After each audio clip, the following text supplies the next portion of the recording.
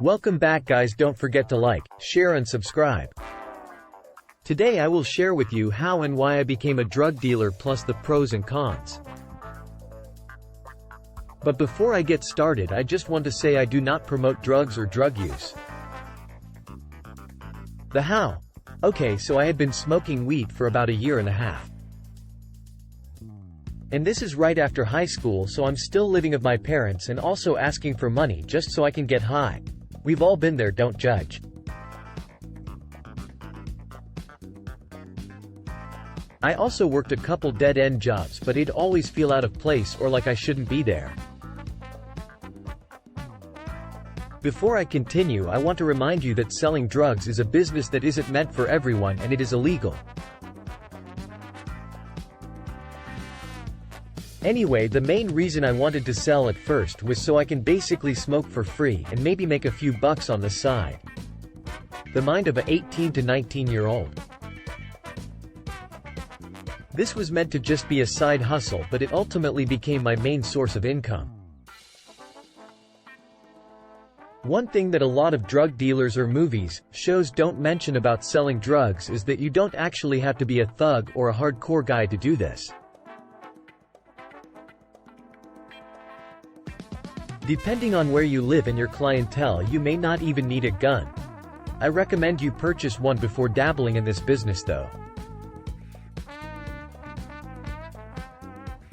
But you being a good judge of character and being street smart will help you way more than violence, weapons ever will.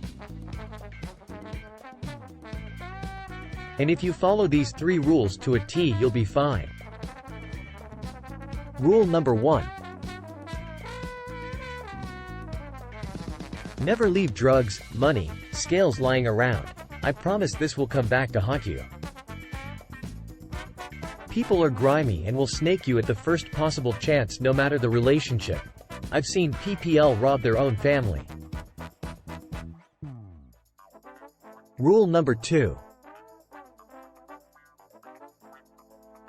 Be picky with who you sell to. Being a good judge of character and always being a little paranoid will help you in all aspects of life. Not just drug dealing. For example, if a new customer contacts you, always find out who they got your info from before doing anything. Rule number 3.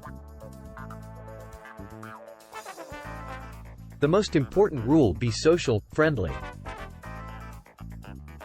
When people buy drugs, they're looking to have a good time and get rid of their problems.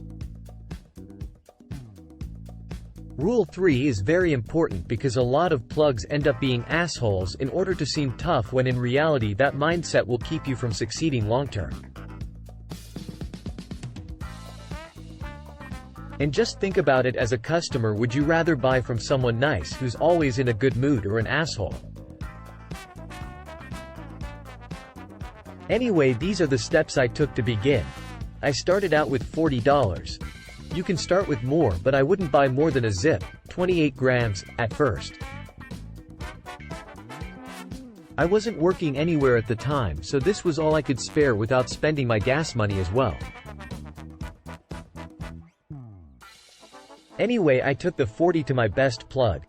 Develop and maintain good relationships with your plugs, it will help you out in the long run. I was able to purchase a 7 grams, with that 40, which means if I sold every gram for 7, I'd make $30 on top of my re-up. But due to where I live and the lack of good weed by me, I knew I could sell each gram for 15 with no sweat. So I sold 5 grams for 15 and made $75 my first day. Smoked the other 2 grams. After that I took 70 and got a half, 14 grams.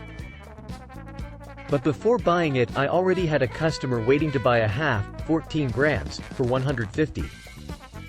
And I still consider that the day I realized this could be more than just a side hustle, because keep in mind folks, everyone I knew was making $10 to $16 an hour. So for me to make $80 an hour felt like I had struck gold. Anyway, a few more flips, you should have worked your way up to at least a QP, quarter pound. Stay tuned for point 2.